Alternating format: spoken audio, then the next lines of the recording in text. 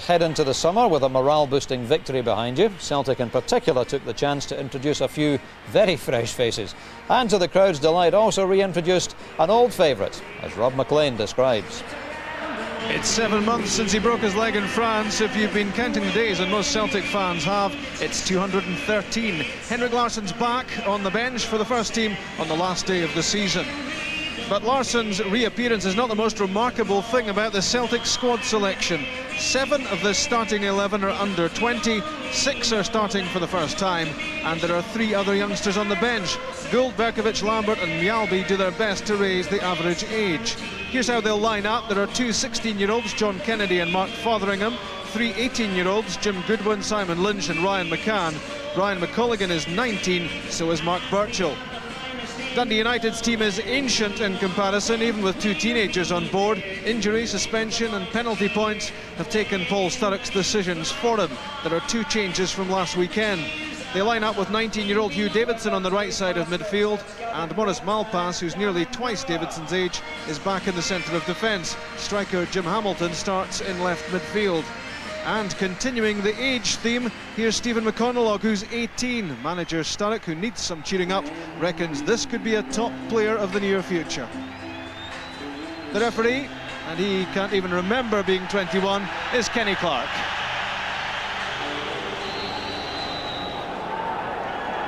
Celtic start the match. A remarkable match when you look at the 2 lineups. 9 teenagers on the pitch at kick-off. 7 of them in hoops. Here's one of the old stagers, Johan Mjällby. And immediately a free kick given against the infringement on Simon Lynch. The management team of Dalglish and Burns don't think we'll be seeing this partnership again for next season. Neat turn from Berkovic, lovely touch, takes him away from Davidson. Tried to thread that through. Here's a chance for Burchill, tried to turn it back for Lynch. Desperate measures taken in the Dundee United defence to get the ball away.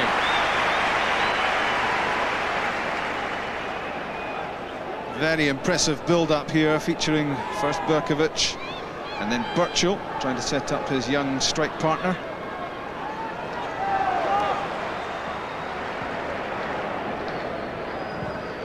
Malpas, onside, McConalogue looking for support,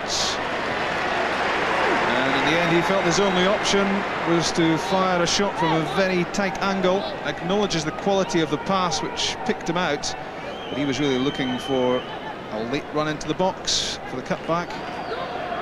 Ahead of Maurice Malpas. Now Simon Lynch. Ryan McCann on the outside. Mark Burchill in the box. Lynch is there now too, he wants it, he's got it. Neat control, nice turn and a good angled drive as well. Good save by Alan Combe. Confident play from Simon Lynch. The 18-year-old showing good touch, good control and a good shot.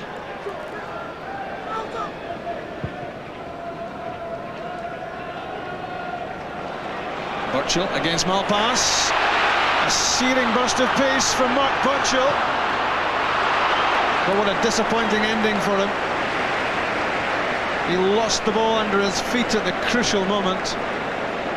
He left Malpas for dead into the box, and here's where all started going wrong for him.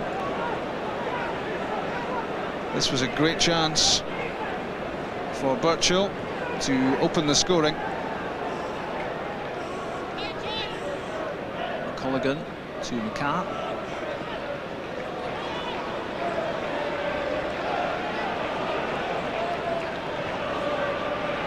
Now it's Lynch. Simon Lynch, just too high. Not short of confidence is Simon Lynch. The minute he sees sight of goal, he's happy to have a crack.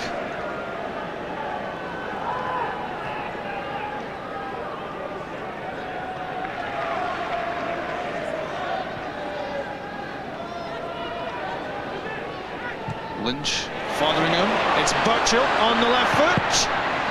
Well hit and well saved as well by Alan Combe. Got good contact that time, did Mark Burchill. A much more solid hit than the last attempt, and Combe was in exactly the right place. Hugh Davidson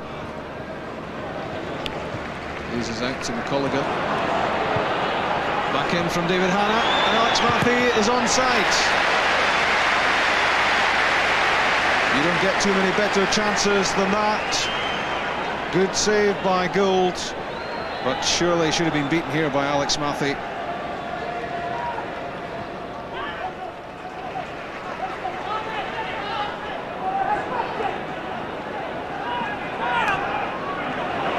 Fotheringham's pass from Mark Burchill.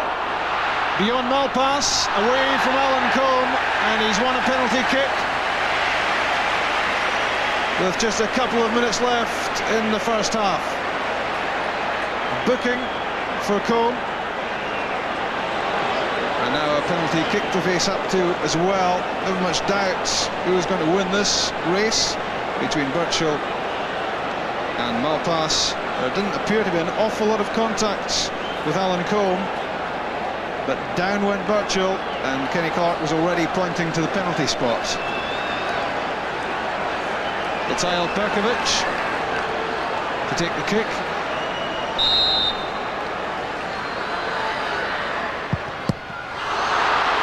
The penalty is saved.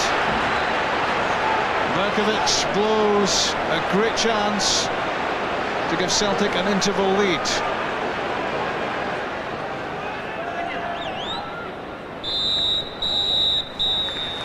The half-time whistle goes. No complaints here that youth hasn't been given its chance. It has to some style. And a busy closing few minutes of the first half for Alan Combe. Conceded a penalty, was booked, and then saved the kick.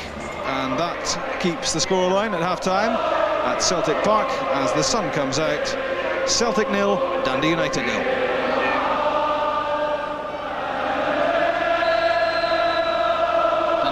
Get the match restarted. There are sure to be big changes in personnel at Tannadice during the summer. Started the season so well, United looked dead certs early on for third place and European football, and then they went into free fall down the table.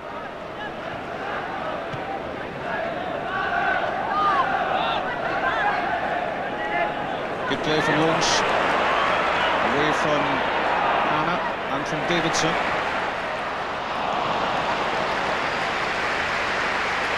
Not quite the final ball from Mark Fotheringham, which would have allowed Eyal Perkovic in with a chance at goal, but this was determined stuff from Lynch, battling his way through the midfield, and Perkovic couldn't catch that.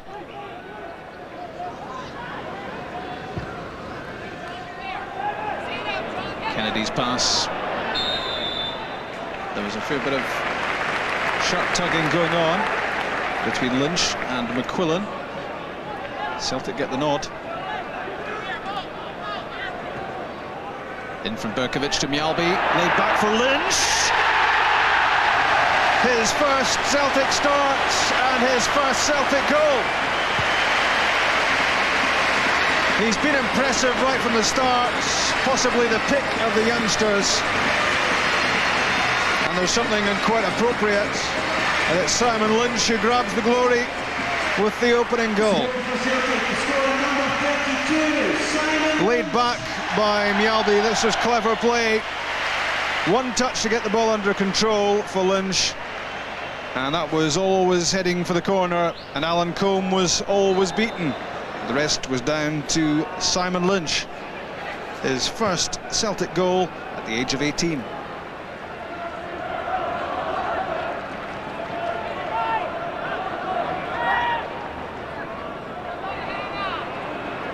Lynch beaten by Hanna.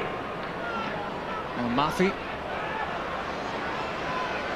The threatening figure of Johan Mjallby hanging over him.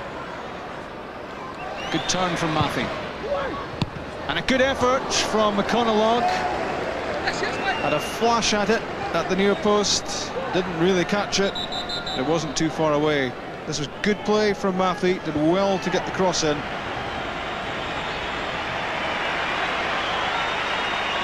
The only time the crowd has come to life this afternoon, apart from Simon Lynch's goal, have been the appearances, warming up, of Henrik Larsson.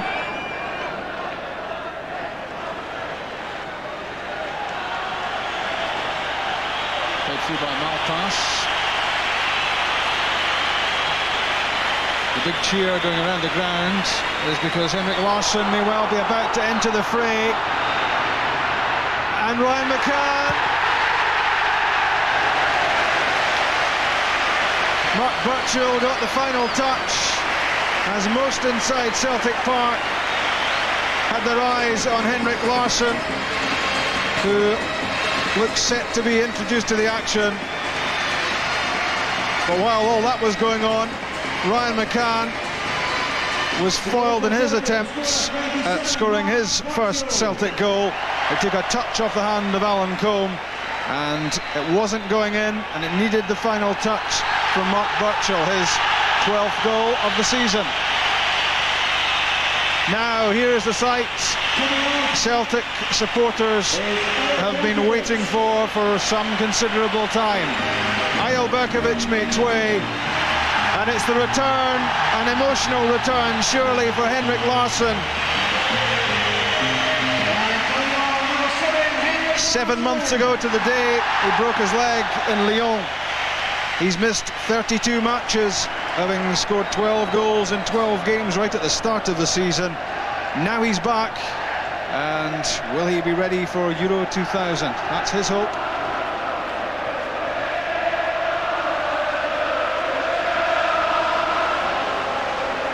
Here he is again on the end of Paul Lambert's pass. And that's the first shot at goal. He's not hanging about.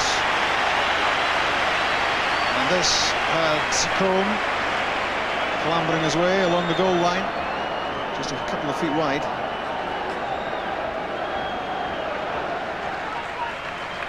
Now Lambert gets it back from Larsson. Good pass from Henrik Larsson, off the outside of the post from Mark Burchill. He'll be the first to applaud the service here.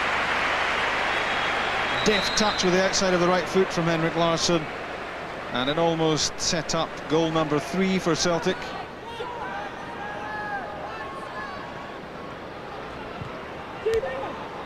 Harmless.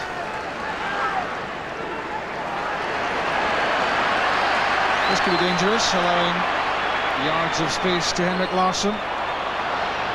Aimed at Burchill, lost by Combe, off the line by Smith, and Larsson with the rebound. That one two-headed to safety by Tony Smith. Free kick. Almost for Larsson. Mistake by Combe. Lynch denied there, and the bouncing effort from Larsson also cleared off the line.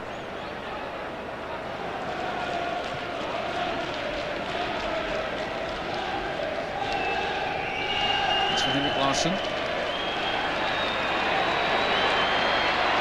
Lovely touch from Larsson on the left foot. Good shot. He's looking good. Pacey. Ill touch coming back, and there was ferocity about that shot. Good save by Alan Combe. The full-time whistle goes. Let's hear it for the kids. And Simon Lynch will certainly remember his day, the day he scored his first Celtic goal at the age of just 18. Mark Burchill's just a year older. He's been scoring goals for a little longer, but he added to his tally this afternoon with a goal which made it 2-0. But the biggest cheer of all this afternoon was for the return of Henrik Larsson. Only time will tell. In 4 or 5 months. The important thing for us now is to regroup, reinvest in some players coming in. Obviously great years, and they want it back as quickly as they can.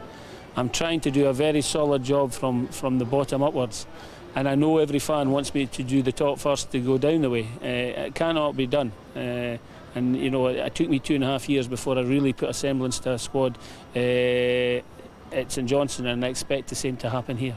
Is it fair to say? Paul Sturrock, but hopefully he'll get it right next year. Yeah, they're rebuilding, they're bringing through young. Reading, depressing reading perhaps in some ways, with Rangers in the end winning the title by a massive 21 points. Hearts 15 points back, 2 ahead of Motherwell significantly. That's what got them into Europe. But the really worrying statistic, I think, is that Hearts in third place are actually closer to Aberdeen at the bottom than they are to Rangers at the top. Just 3 points covering St Johnstone in 5th place and Dundee United in 8th. The other 2 results today, of course, Kilmarnock's 3-2 win over St Johnstone after being 3-0 up, and of course Motherwell's 2-0 win over Rangers, and that's only Rangers' 2nd defeat of the season.